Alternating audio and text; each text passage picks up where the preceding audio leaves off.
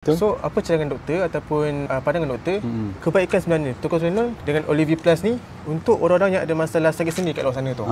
Okey. Sakit sendi ni memang antara masalah yang paling banyak lah di kalangan masyarakat kita, terutamanya bagi wanita dan juga orang yang dah berusia.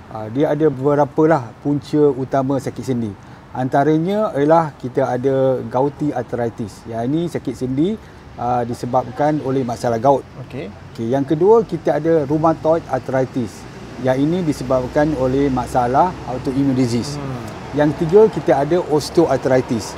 Osteoarthritis ini adalah keradangan pada tulang rawan di dalam sendi lutut kita.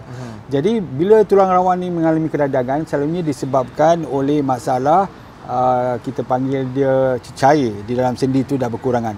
Jadi bila berkurangan, tulang rawan ni bergerak ataupun bergesil antara satu sama lain menyebabkan keradangan.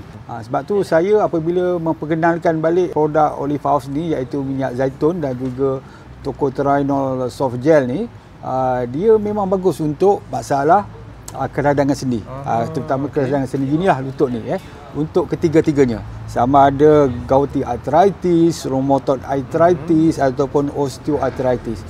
Minyak zaitun tu sendiri dan juga tocotrienol ni, dia adalah ataupun mengandungi vitamin E yang agak tinggilah, terutama pada tocotrienol ni. Okey, jadi vitamin E ni sebenarnya dia bagus untuk mengurangkan keradangan. Yang kita sebut ni adalah keradangan pada sendi. Vitamin E memang dikatakan sebagai antioksidan dan juga anti-inflammatory yang terbaik. Tapi kenapa kita nak combine kedua ni? Sebab dia punya action berbeza. Walaupun Olive adalah minyak zaitun yang mengandungi vitamin E, tetapi dia tak banyak. Dia sedikit saja dalam bentuk tocopherol lah selalunya. Tetapi yang tocotrienol ni kita bagikan supaya dia punya kesan tu tambah. Sebab tu kalau contoh nak rasa dia punya kesan yang lebih cepat, selalunya kita combinekan dua. Ambil antara 1 hingga 2 biji tocotrienol. Kalau lelaki selalunya lebih daripada 85 kg ambil 2 biji. Bagi wanita 65 kg ambil 2 biji.